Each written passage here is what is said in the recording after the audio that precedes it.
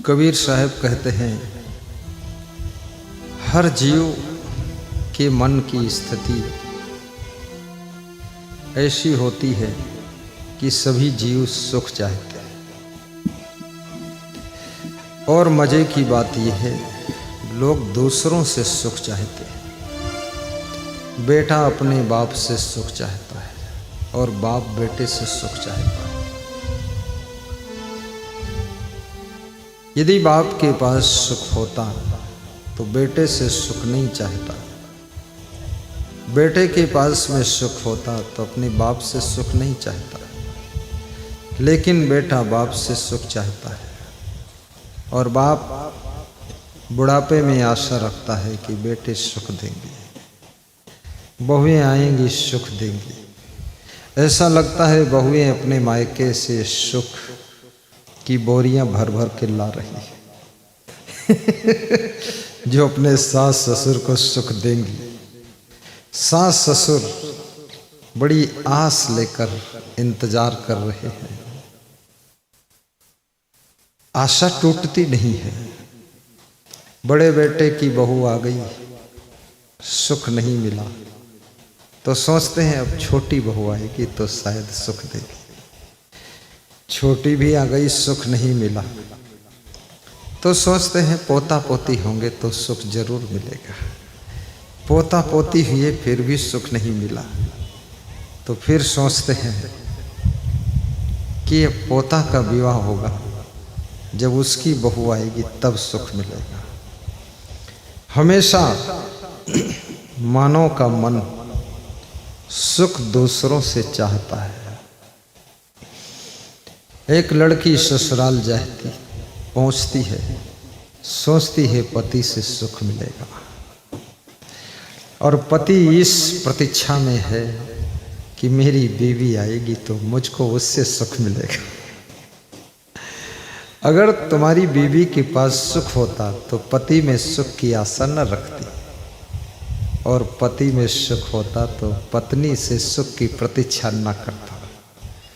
अब दोनों के पास सुख नहीं है और दोनों से सुख चाहते हैं, तो दोनों जब दोनों से मिलते हैं तो डबल दुखी हो जाते हैं, क्योंकि दोनों के पास में पहले से दुख था मिले तो सुख के लिए थे लेकिन डबल दुखी हो गए। जब तक तुम दूसरों से सुख की आशा रखोगे तब तक सुख नहीं पा सकोगे। एक शराबी सोचता है शराब से सुख मिलेगा। सुख क्या इतना सस्ता है? जो 200 रुपये की बोतल शराब की मिलती है, 200 रुपये में कहीं सुख मिल सकता है? पैसे से मिलने वाली चीजों से सुख कभी नहीं मिलता है। चाहे शराब हो, चाहे साड़ी हो, चाहे गाड़ी हो, और चाहे मकान हो, चाहे जूते चप्पल हो, पैसे से सामान मिल जाता है, पैसे से मकान मिल जाता है, मकान में रहने की सुविधा मिल जाती है, पैसे से गाड़ी मिल जाती है, यात्रा करने की सुविधा मिल जाती है, लेकिन सुख नहीं मिलता है। क्योंकि बड़ी बड़ी गाड़ियों में बैठने वाले लोग भी सुखी नहीं देखे गए। साइकिल पर चलने वाले भी सुखी नहीं, गरीब भी सुखी नहीं, अमीर भी सुखी नहीं। बहुत अच्छे मकान में रहकर भी लोग सुखी नहीं, झोपड़ी में रहकर भी सुखी नहीं। तो ये सुख क्या है? क्या सुख है नहीं दुनिया में, इसलिए लोग सुखी नहीं? और सुख है तो कहाँ है? मिलता क्यों नहीं? लोग सुखी होते क्यों नहीं? क्या कारण है? लोग दुखी क्यों रहते हैं? मनुष्य के दुख का कारण अज्ञान है। मनुष्य के दुख का कारण मन की चंचलता है। मनुष्य के दुख का कारण इंद्रियों की लोलुपता है। मनुष्य के दुख का कारण अधिक क्रोध है। क्रोध, गुस्सा। कितने लोग कहते हैं कि मेरे बेटे की नाक की नोक पर गुस्सा रखी रहती है, नाक की नोक पर। मत थोड़ा सा कुछ कह दो पनपना जाता है, कभी ठंडा होता ही नहीं। कितनी सासुएं अपने बहू की गुस्सा से परेशान है। यदि बोल दिया चाय फीकी है तो फिर चाय की केतली फोड़ डालेगी बहू। और कितनी बहुएं अपने सासू की गुस्सा से बहुत परेशान हैं। यदि कुछ बोल दिया तो सासू पूरे घर में तांडव फैला देगी, पूरा नाटक शुरू, नई नौटंकी। अब ये क्रोध, ये गुस्सा, क्षण क्षण में नाराज होने का भाव, टिनटिनहा स्वभाव, टिल टिल टिल टिल, चिड़चिड़ चिड़चिड़, इससे तुम्हारी सुंदरता भी धीरे धीरे कम हो जाती है, प्रसन्नता भी धीरे धीरे खत्म हो जाती है, खुशियां भी खत्म हो जाती है। इसलिए जो लोग सुख चाहते हैं, कामेश क्रोधेश रजोगुण समुद्भव, जो आपके मन के भीतर क्रोध का भाव है, जरा गौर करना। क्रोध धीरे धीरे आदत में परिणित हो जाता है, धीरे धीरे आपकी वासना भी आदत में बदल जाती है, धीरे धीरे लालच भी आदत बन जाता है। और जो चीज आदत बन जाती है उस चीज को तुम बार बार रिपीट करते हो, बार बार उसकी पुनरावृत्ति करते हो, बार बार उसको दोहराते रहते हो। इसलिए संत कबीर ने कहा है, बहुत सुंदर भजन गाया है। उनसे किसी भक्त ने पूछा कि भजन क्या है। भजन भी सबका बिलग बिलग है। कोई आंख मूंद कर बैठता है, लोग कहते भजन पूजा कर रहे हैं। कोई आंख खोलकर मुंह से कुछ बुदुर बुदुर करता है, मंत्र वंत्र कुछ मालूम नहीं है, लेकिन दूसरों को तसल्ली देने के लिए ओंठ पर ओंठ हिलाता रहता है। वो भी भजन कर रहा है।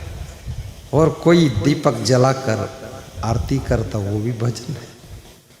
कितने लोग माला फेरते रहते हैं, 108 माला फेरते सुबह, 108 शाम को फेरते, और उनका भी भजन चल रहा है। और कितने लोग भोजन बनाते हैं और प्रेम से खाते हैं और खूब डट के सोते हैं और कहते हैं यही असली भजन है। खाया पिया अघाई के सोया पाँव पसार, और भोंदू कुछ जाने नहीं को हमको संसार। कबीर ने कहा ये तो भोंदू है, भोंदुआ आदमी।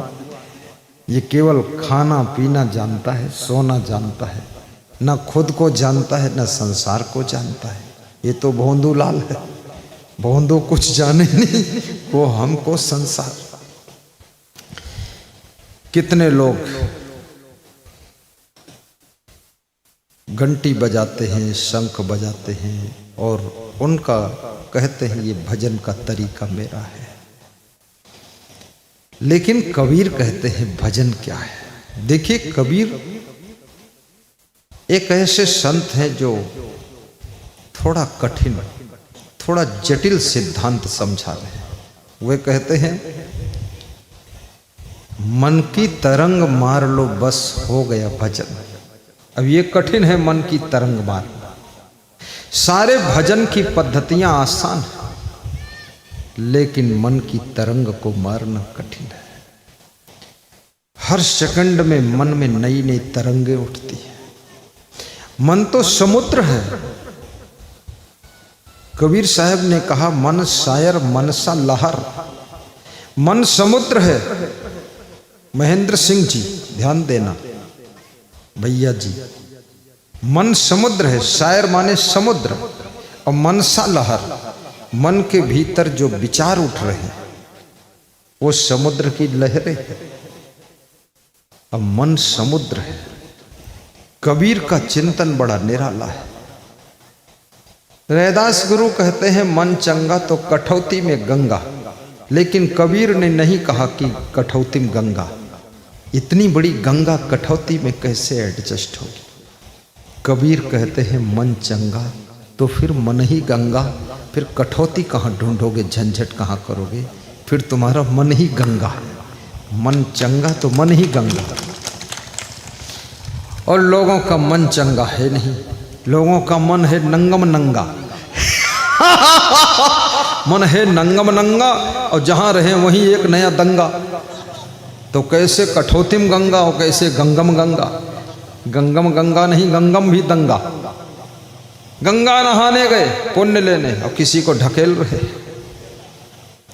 कोई गिर गया उसके ऊपर चढ़ रहे, और भगवान कृष्ण चिल्ला रहे कि ईश्वर सर्वभूता नाम हृदय से अर्जुन तिष्ठति। ईश्वर समस्त भूत प्राणियों के हृदय में रहता है। जब ईश्वर प्राणियों के हृदय में रहता है तो ढकेल किसको रहे हो, ईश्वर को। रौंद किसको रहे, ईश्वर को। किसके ऊपर चढ़ रहे हो, ईश्वर के ऊपर चढ़ रहे हो। फिर ये गंगा नहाने पुण्य किसके लिए लेने गए हो। बड़ा भारी पाप तो यही है किसी को ढकेलना, और उससे बड़ा पाप है किसी को रौंद देना और रौंद कर मार डालना। ये गंगा में पुण्य लेने गए थे कि पाप कमाने गए थे, पाप करने गए थे। किसी को ढकेलना नहीं है। आज स्नान होगी तो ठीक है, कल होगी तो भी ठीक है, और 26 फरवरी को होगी तो भी ठीक है, और 26 फरवरी को नहीं होगी तो 26 मार्च को कर लेंगे। गंगा मैया खुश है, तुम टेंशन मत लो।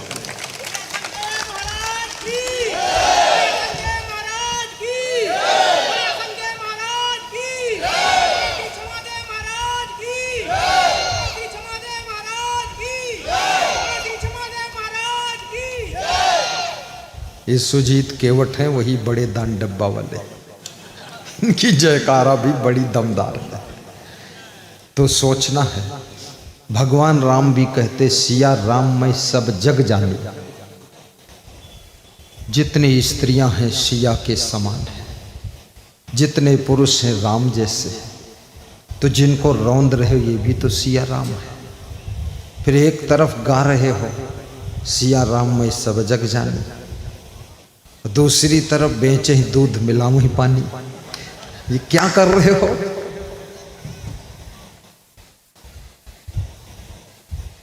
सिया राम माई सब जग जानी,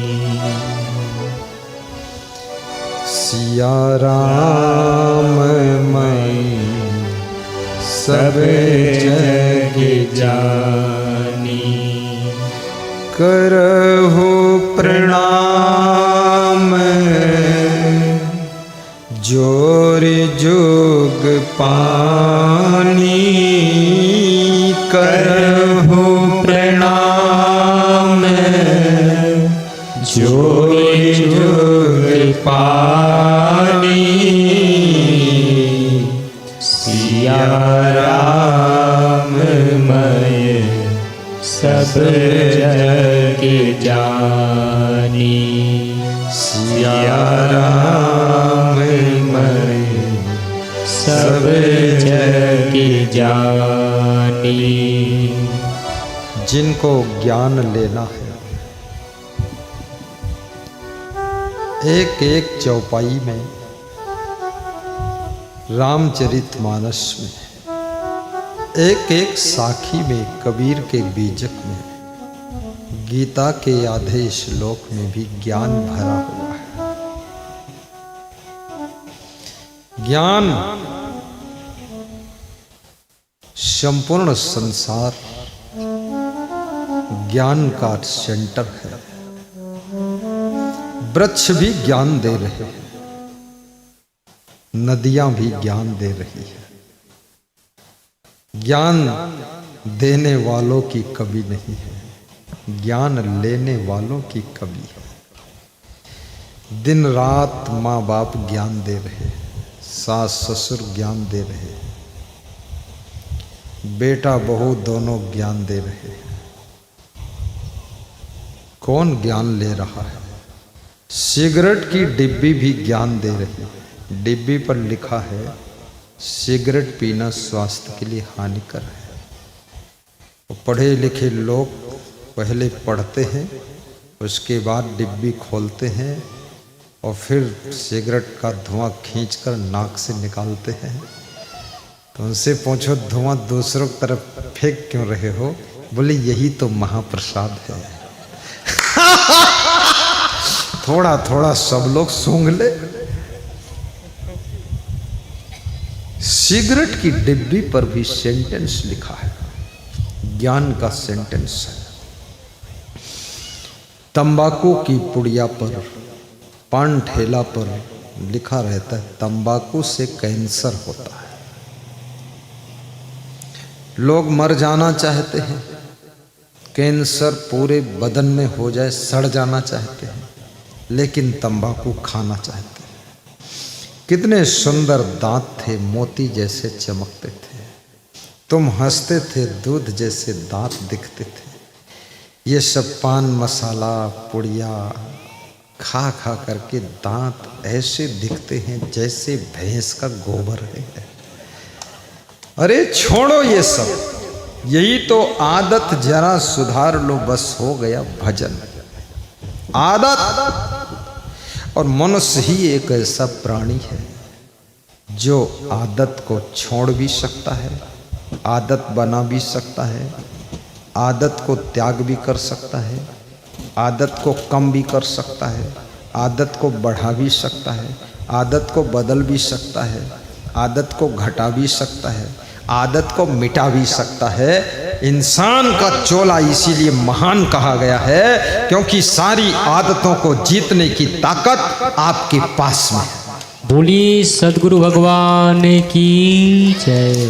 अभी हमारे बीच में एक सज्जन आए थे, माइक में बोल रहे थे कि मैं थोड़ा नशा लेकर ही सोता था, वो नशा छूट गया, अब दूसरा नशा चढ़ गया, असंग देव की वाणी का नशा चढ़ा है। ये भी नशा ही है। प्रवचन सुनते हैं, सुनते सुनते नींद आ जाती है। प्रवचन नींद भी देता है, और जिनको ज़्यादा नींद आती उनकी कम भी कर देता है, और जिनको बिल्कुल नहीं आती उनकी नींद शुरू कर देता है, और जिनको नींद ना आने का रोग है उनको भी प्रवचन की कृपा से 8 घंटे नींद आती है।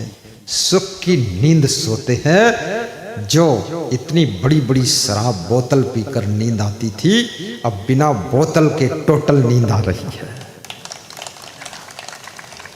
सबको चंदन लगाया जा रहा है कि धर्म का तिलक है, भक्ति का तिलक है, प्रेम से लगवाइए। महिलाओं की तरफ बेटी लगा रही है। जिनकी श्रद्धा हो तिलक की थाल में दक्षिणा भी अर्पित करिए। ये दक्षिणा भी, इससे घी और चंदन खरीदा जाएगा, उस घी से आरती के दीपक जलेंगे। इसलिए तिलक की थाल में दक्षिणा अर्पित करने से दुख दरिद्र दूर होता है और मनोकामना पूर्ण होती है। तिलक लगाना चाहिए। तिलक की भी ताकत को पहचानो।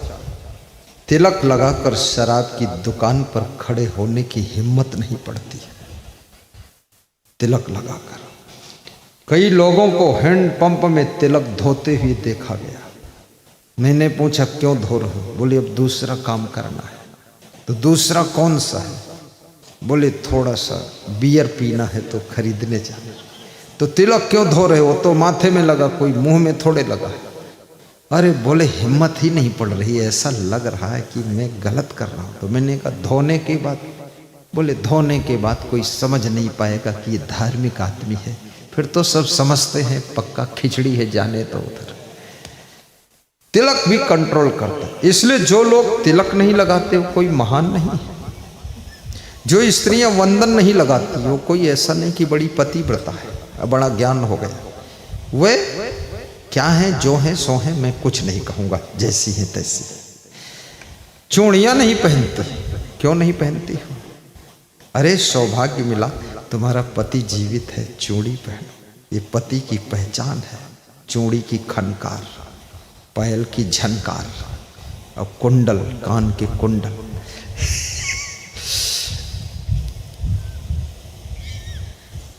माला भी गले में पहन लो, कंठी माला।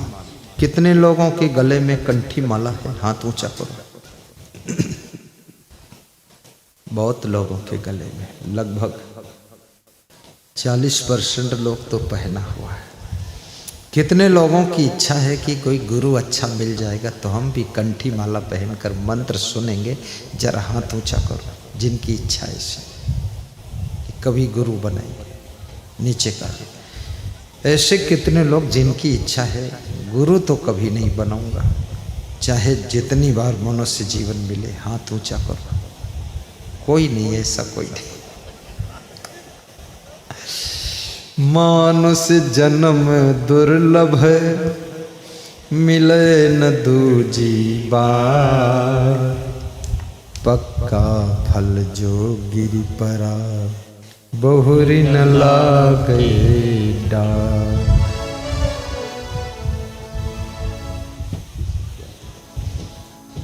जैसे पका हुआ फल पेड़ से गिर जाता है, पुनः वो डाल में नहीं लगता है, ऐसे ही मनुष्य जीवन बार बार नहीं मिलता है। पत्ता टूटा डार से, ले गई पवन उड़ाए। डाल से पत्ता टूटा, गिरा, आंधी आई, तूफान आया, हवा का झोंका आया, उस पत्ते को उड़ा कर ले गया। धनेह का पत्ता ले जा करके दूसरे गांव में छोड़ा बाउंडर ने। पत्ता टूटा डार से, ले गई पवन उड़ाए। कहें कबीर जो अब की बिछुड़े, बहुरी मिलो कब आए। कहें कबीर जो अब की बिछुड़े, बहुरी मिलो कब आए। उन्हें कब मिलन होगा कुछ पता नहीं। हर मिलन को अंतिम मिलन समझो। मनुष्य का जीवन, देवता भी तरसते हैं, देवी देवता इंतजार कर रहे हैं। देवियां सोचती हैं मैं स्त्री कब बनकर जन्म लूं, और जो स्त्री बनकर जन्म ले चुकी हैं वह सोचती है कि देवी की कृपा हो जाए तो मेरा भी कुछ कल्याण हो जाए। देवता भी सोचते हैं मैं पुरुष बनकर कब जन्म लूंगा, मनुष्य कब बनूंगा। आस लेकर भगवान राम मनुष्य के रूप में ही थे, मनुष्य के रूप में भगवान बने। भगवान जब आता है मनुष्य के रूप में ही आता है। कभी राम बनकर, कभी कृष्ण बनकर, कभी कबीर बनकर, कभी तुलसीदास बनकर, कभी ध्रुव बनकर, कभी प्रहलाद बनकर। और भगवान कौन है, कैसे पता चलेगा ये भगवान है? कभी नारी के रूप में नारायणी का अवतार होता है, जो धर्म की रक्षा करता है, जिसके द्वारा धर्म को बढ़ावा मिलता है, जिसके द्वारा नर नारी अपने भूले हुए धर्म को स्मरण करते हैं। याद आ जाता है पुत्र को कि मेरा धर्म क्या है, मैं अपनी माँ से कठोर कैसे बोल रहा हूँ, ये पुत्र धर्म नहीं है। माँ को भी याद आ जाता है माँ का धर्म। जिसकी वाणी से, जिसके सानिध्य से अपने अपने धर्म का स्मरण हो जाए तो समझ लेना वह व्यक्तित्व, वह प्रतिभा अवतार लेकर आई है, अवतार लेकर आई है। क्योंकि इस माया के संसार में धीरे धीरे धीरे धीरे धर्म भूल जाता है। पुत्र भी अपने धर्म को भूल रहा है, बहुएं भी अपने अपने धर्म को भूल जाती है। पत्नी भी कभी कभी अपने धर्म को भूल जाती है, पति भी अपना धर्म भूल जाता है, एक नेता भी अपने धर्म को भूल जाता है, देशभक्ति को भूलकर देश द्रोह का काम करता है, शत्रुओं से मिलकर के देश के प्रति घात कर देता है। डॉक्टर जब अपने धर्म को भूल जाता है तो मरीजों के साथ में डॉक्टर डाकू का काम करता है, मरीज को लूट लेता है। शिक्षक जब अपने धर्म को भूल जाता है तो स्कूल में जा कर के सोता रहता है, बच्चे खेलते रहते, हुड़दंग मचाते रहते। अब बच्चों का बचपन की शिक्षा उनकी कमजोर हो रही है, शिक्षक सो रहा है। जो शिक्षक के धर्म को भी याद दिलाते हैं, शिक्षक बच्चों के भविष्य का निर्माता है, शिक्षक बच्चों का भाग्य विधाता है, डॉक्टर दूसरा भगवान है। डॉक्टर कोई साधारण चीज नहीं है, भगवान तो नहीं है लेकिन भगवान का दूसरा रूप है। तुम्हारी दर्द, तुम्हारा दुख, तुम्हारी पीड़ा, तुम्हारी बीमारी को दूर करके तुमको स्वास्थ्य का सुख देता है। इसलिए डॉक्टर का भी बहुत महान कार्य है, अपने धर्म को याद करो। संत जब अपने धर्म को भूल जाता है तो संत धर्म का घात करने लगता है। संत का अर्थ इतना नहीं है केवल भंडारा खा ले और खूब सोए, अरे राम राम। संत को भंडारा बहुत कम खाना चाहिए, थोड़ा खाइए, भक्तों को प्रसाद खिला दीजिए। और संत धर्म की रक्षा के लिए स्वयं धर्म के पथ पर चलकर जगत के नर नारियों के अंदर सोई हुई भक्ति को जागृत करने की जिम्मेदारी संत की है। संत जगत विचरत यही हेता, जड़ जीवन का करहि सचेता। जो संसार में जड़ जीव हैं उनको सचेत करने की जिम्मेदारी संत की है।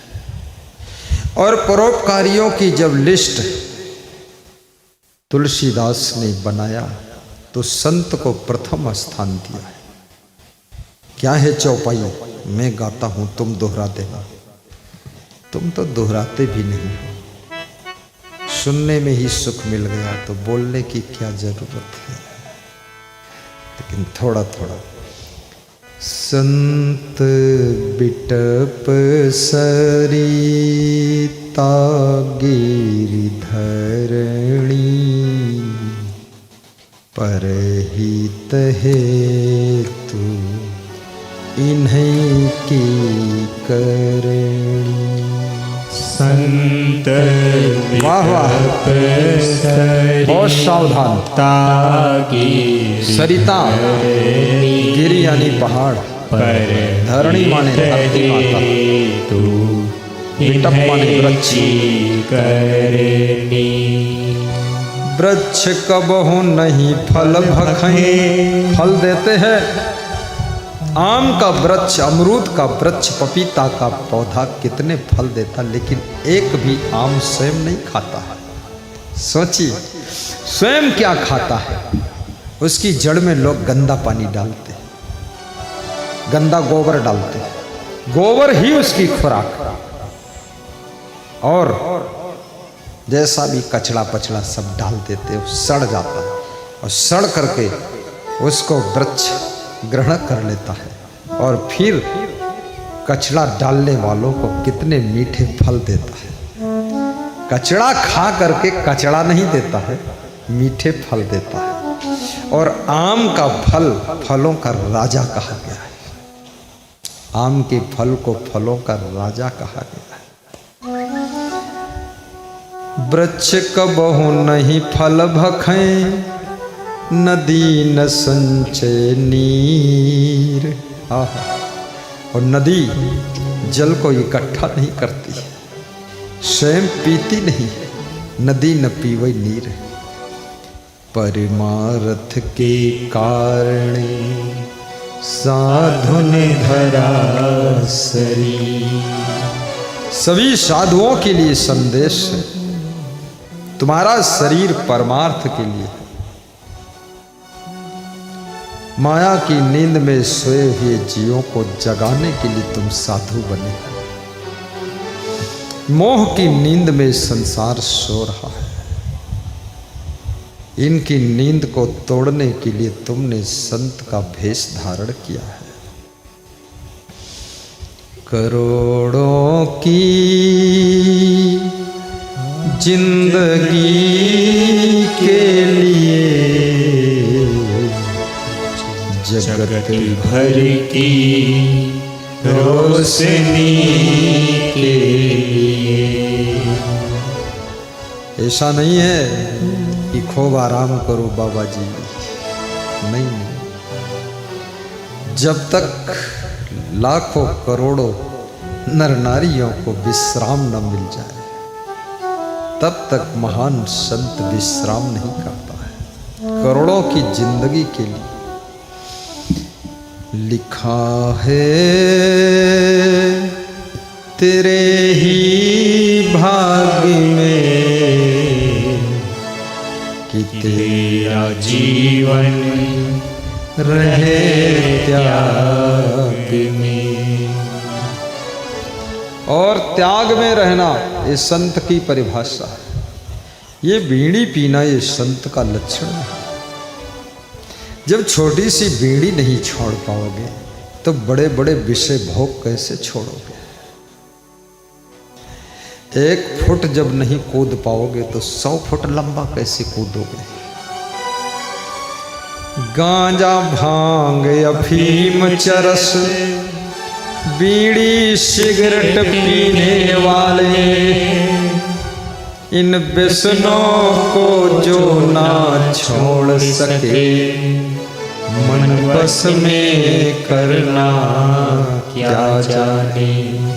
ये व्यसन छोटे छोटे व्यसन, घर छोड़ दिया लेकिन गांजा की चिलम पकड़ दिया है, पत्नी छोड़ दिया है पर अब सिगरेट पकड़ दिया है। और किसी भी शास्त्र में नहीं लिखा है कि संत को नशा करना चाहिए, किसी ग्रंथ में नहीं लिखा है कि गृहस्थ को नशा करना चाहिए। सब जबरदस्ती कर रहे हैं और ज्यादातर पुरुष नशा करता है, महिलाएं नशा नहीं करती।